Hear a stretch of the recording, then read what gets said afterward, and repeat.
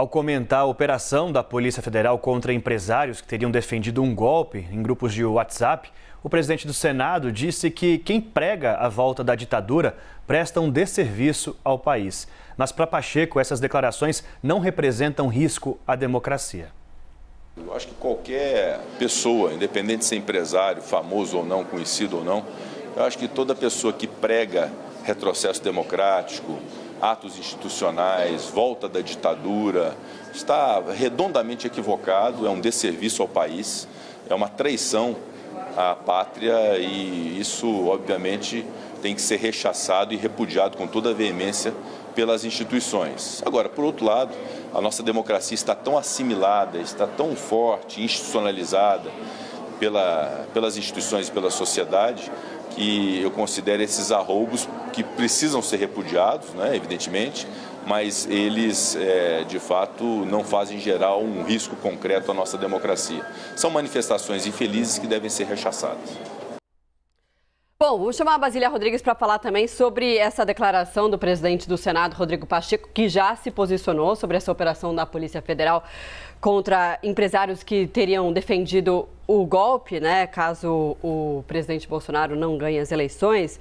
Basília, a gente vê agora a afirmação e reafirmação do óbvio, né, da democracia, do respeito ao processo democrático aqui no Brasil.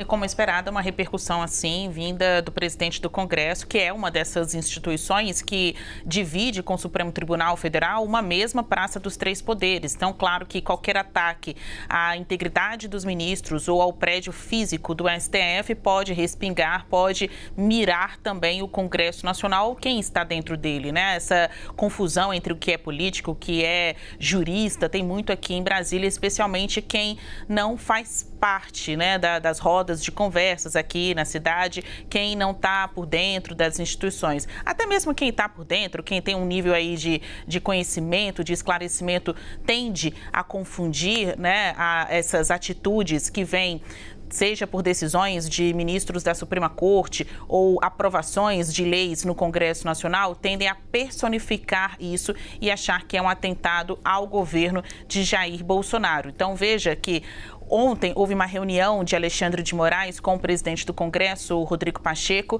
Rodrigo Pacheco, que já esteve há alguns meses reunido com o atual presidente do STF, Luiz Fux, né? Ainda não houve a troca ali de presidência, com o ministro da Suprema Corte, Luiz Fux, falando sobre essa tensão, essa preocupação com as instituições, tanto a imagem das instituições, quanto um tipo de vandalismo aos prédios públicos. No 7 de setembro, há uma organização para que as ações de segurança, de precaução, a ataques a estes prédios, alcance todos os prédios, ao menos os mais importantes aí, todos os prédios da Praça dos Três Poderes. E os mais visados neste momento são quais? Supremo Tribunal Federal e Congresso Nacional. Então, Pacheco, após a reunião ontem com o Alexandre de Moraes, falou sobre essa defesa da democracia e hoje, tendo um fato concreto, que é essas buscas e apreensões contra empresários, também deu aí algumas de suas impressões, né, repercutiu algumas destas ações desta manhã.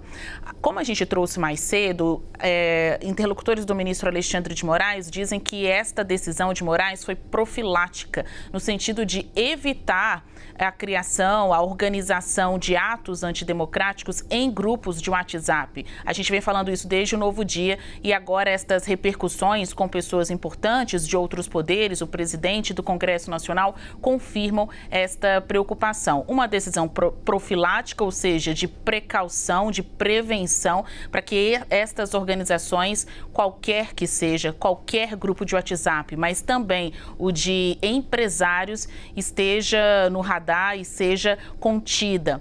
O ministro do TSE já me disse, fazendo uma comparação com a invasão do Capitólio, que as pessoas não apareceram na frente do Congresso americano no 6 de janeiro do ano passado de uma hora para outra. Houve uma organização por trás disso.